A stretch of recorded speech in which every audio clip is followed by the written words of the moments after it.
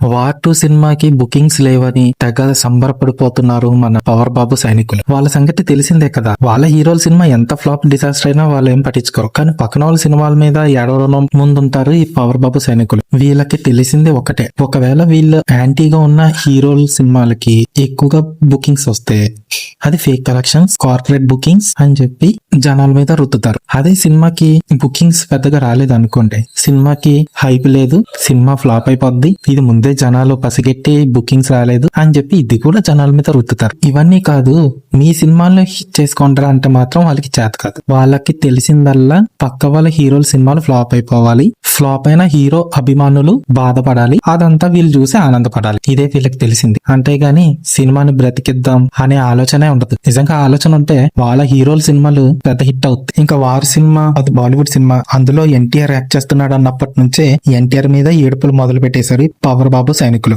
ఎక్కడ జూనియర్ ఎన్టీఆర్ ఎక్కడ ఎదిగిపోతాడా అని చెప్పి.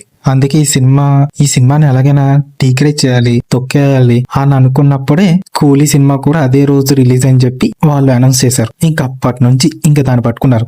అసలు రజనీకాంత్ మార్కెట్ బానే ఉంది, ఆయన సూపర్ స్టార్, ఆయన అంటే నాకు అభిమానమే, ఆయన క్రేజే వేరు. కానీ ఈ పవర్ బాబు సైనికులు మొన్నటి వరకు పెద్దగా పట్టించుకొని ఈ తమిళ సినిమాలని సాంబారు అని చెప్పి ఇప్పుడు అదే సాంబార్ని హైలైట్ చేసుకుంటూ కూలీ కూలీ జై కూలీ అంటున్నారు. ఎందుకంటే ఆపోజిట్ లో ఉన్నది వార్ 2 సినిమా కదా, అందులో జూనియర్ ఎన్టీఆర్ కదా, అందుకే కూలీకి సపోర్ట్ చేస్తున్నారు. అదే వార్ 2 సినిమాలో ఎన్టీఆర్ కాకుండా వేరే ఏ హీరో ఉన్నా, అదే వేరే ఏ హీరో అంటే బాలీవుడ్ హీరో కానీ ఇంకెవరైనా టాలీవుడ్ హీరోలు కాకుండా వేరే వాళ్ళు ఎవరున్నా వీళ్ళు వార్ 2 ని పెద్దగా ఏం పట్టించుకోరు. అందులో జూనియర్ ఎన్టీఆర్ ఉన్నారు కాబట్టి సినిమాని ఎలాగైనా ఫ్లాప్ చేయాలి, డిజాస్టర్ చేయాలని ఎన్నో ప్రయత్నాలు చేస్తున్నారు ఈ పవర్ బాబు సైనికులు. అయినా బుకింగ్స్ లేవు అంటున్నారు కదా, బుకింగ్స్ ఉంటేనేనా సినిమా హిట్ అయ్యేది? ఇప్పుడు బుకింగ్స్ లేకపోతే ఏమైంది? సినిమా పాజిటివ్ టాక్ వస్తే ఎవ్వరు ఆపలేరు. ఇప్పుడు బుకింగ్స్ అంటున్నారు. మొన్న వచ్చిన హరిహర వీరమల్లి ఏమైంది?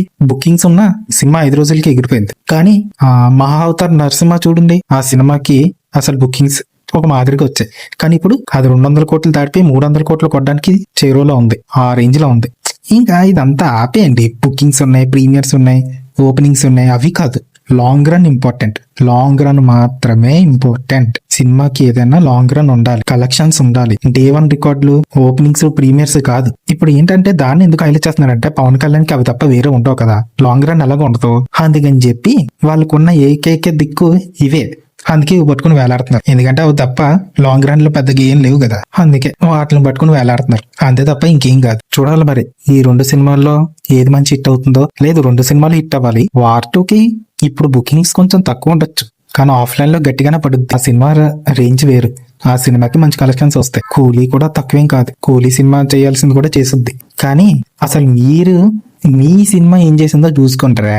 మీకంటే ఏమి ఉండవు. ఇప్పటికైనా పక్కన వాళ్ళ సినిమాల మీద ఏడవడం ఆపేసి మీ సినిమాల మీద, మీ సినిమా హీరో సినిమాల్ని హిట్ అయ్యేలా చూసుకోండి.